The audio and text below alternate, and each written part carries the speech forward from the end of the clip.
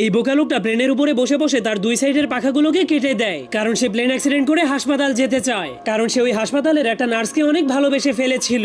এরপর প্লেনটা ক্রাশ হলেই জলদি করে সেখানে একটা অ্যাম্বুলেন্স চলে আসে, কিন্তু একই অ্যাম্বুলেন্সের লোকেরা তো তাকে সেখানে ফেলে রেখে প্লেনটাকে নিয়ে হাসপাতালে চলে গেল। আর এই মোটা লোকটাও হাসপাতালের সেই নার্সটাকে অনেক ভালোবেসে ফেলেছিল, এই জন্য সেও অ্যাক্সিডেন্ট করে হাসপাতালে ভর্তি হওয়ার জন্য একটা ষাঁড়গরুকে লাল কাপড় দেখিয়ে রাগাতে শুরু করে দেয়। তখন ষাঁড়গরুটা তাকে বলে, মরতে চাইলে ট্রেনের সামনে গিয়ে শুয়ে পড়, 1 সেকেন্ডের মধ্যেই মরে ভূত হয়ে যাবি। কিন্তু মোটা লোকটা তার কোনো কথাই শুনছিল না, কারণ সে শুধুমাত্র অ্যাক্সিডেন্ট হয়ে হাসপাতালে যেতে চাইছিল। তখন ষাঁড়গরুটা তাকে মারার জন্য ফুল স্পিডের সামনে আগাচ্ছিল, আর সেই লোকটা কোনো ভয় না পেয়ে গোতা খাওয়ার জন্য সোজা হয়ে দাঁড়িয়েছিল। কিন্তু তখনই হঠাৎ করে ষাঁড়গরুটা কিছু দেখতে পেয়ে অনেক কষ্ট করে ব্রেক মেরে দেয়, যার ফলে সে ধীরে ধীরে মোটা লোকটার কাছে পৌঁছে যায়, কারণ সে পোস্টারের মধ্যে অনেক সুন্দরী একটা মেয়ে গরুর ছবি দেখেছিল, যার কারণে সে ওই মেয়ে গরুটার প্রেমে পড়ে যাওয়ার কারণে মোটা লোকটাকে গোতা না মেরেই ছেড়ে দেয়। তবুও মোটা লোকটা হার না মেনে নিজেকে অ্যাক্সিডেন্ট করার জন্য ট্রেনের রাস্তার উপরে গিয়ে পাছা উঁচু করে শুয়ে পড়ে। কিন্তু তখনই চিকন